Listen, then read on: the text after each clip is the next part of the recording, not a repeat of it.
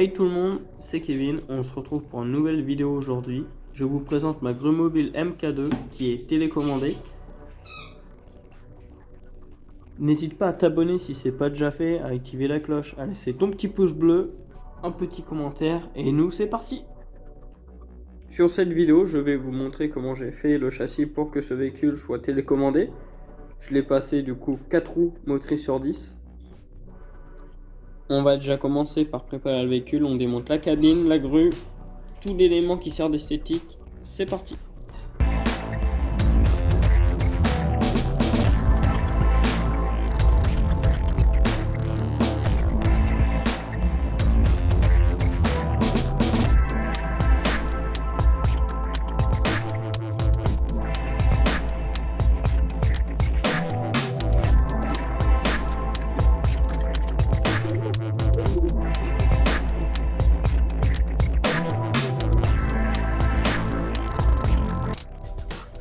Hop là, notre grue mobile est déshabillée de fond en comble.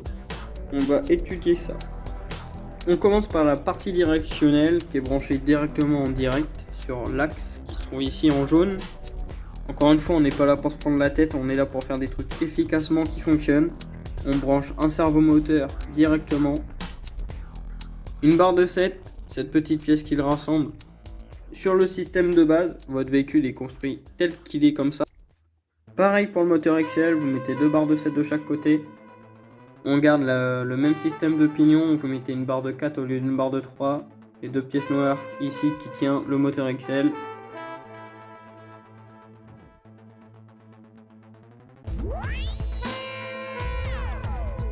C'est bon, votre véhicule est télécommandé, mais on a encore un problème, c'est que le véhicule est 2 roues motrices sur les 10 roues.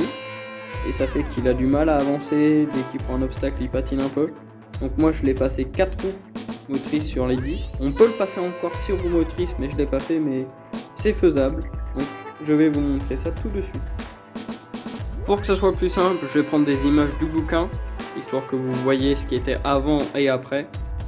On démonte la partie de derrière, c'est toute simple.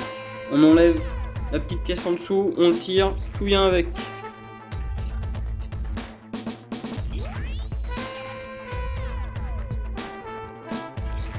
Voici le plan, on a les 2 pièces qui sont là. On a toujours nos 2 pièces qui sont là, ça veut dire qu'on aura la même base du début à la fin. On démonte la partie supérieure du véhicule, soyez vigilants à perdre aucune pièce. On est sur cette partie, faut encore démonter, moi j'en suis qu'à là pour l'instant. On démonte cette partie encore. On continue à démonter, on appuie cette partie, l'axe on l'a enlevé. Le pignon de dessus pour la cabine, elle est enlevée aussi. Tout ce qui nous intéresse, c'est cette partie-là, ici. Ça fait qu'on a exactement la même ici. On a démonté la partie, ce qu'il faut modifier. La barre de 7 ici, une barre de 6, les petites barres spéciales de ce véhicule. Vous mettez un L, 2 T, ils sont un peu de différentes couleurs. On a une barre de 5 en dessous. L'axe, ce qui se trouve ici, c'est l'axe de direction. Ici, on constate que c'est debout. Là, on faut le coucher pour placer le différentiel. Ça fait qu'à partir de là, il y a 2 différentiels. Une barre de 5 sur une barre de 3. Sur le même système de direction d'origine du véhicule sur cet essieu. Vous mettez un L. Un cardan, ici. Notre véhicule est équipé de 2 différentiels. Toujours opposer les deux. On a une barre de 15 ici avec une barre de 5. Et c'est assez solide, le véhicule tient comme ça. Nous on part pour monter ça, une barre de 7 qui est sur l'axe de direction. On a noté la barre de 5 en dessous, le même système de base de ce véhicule. La pièce est en place. On met la pièce de 5 dans la pièce qui fait passer l'axe de direction. Les pignons, la barre de 6 qui est reliée ici. Un axe, une barre de 5 pareil. On relie notre direction au véhicule à l'arrière. La pièce est en place, mais on s'en occupe pas pour l'instant. On fait passer les axes. On repasse nos barres de 15 pour aligner la direction correctement. Comment monter cette pièce? 2 petites pièces, une barre de 9, une barre de 5 ici. La pièce de 9 est fixée sur les 2 L de chaque côté. L'axe passe à ras de la pièce de 5. La pièce de 5 est ici. On aura le pignon qui viendra là. Le pignon vient comme ça. On l'enclenche comme ça bouge plus. Et on tourne. Tout fond. On place notre axe ici. Le même système de base de ce véhicule. Une fois que notre partie inférieure est placée, on place la partie supérieure qui est reliée ici et avec les deux pièces bleues ici. On recale cette partie. La barre de 32 est là. Pour une gestion de stockage, j'ai mis cette pièce ici.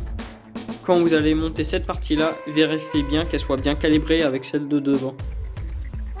Le rendu, ça donne ça. On peut remonter l'aile arrière.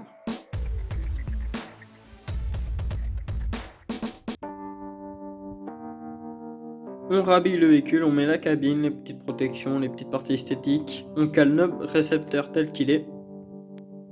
Notre cabine est en place, le récepteur aussi. On a une batterie ici qui se recharge sur secteur. C'est parti.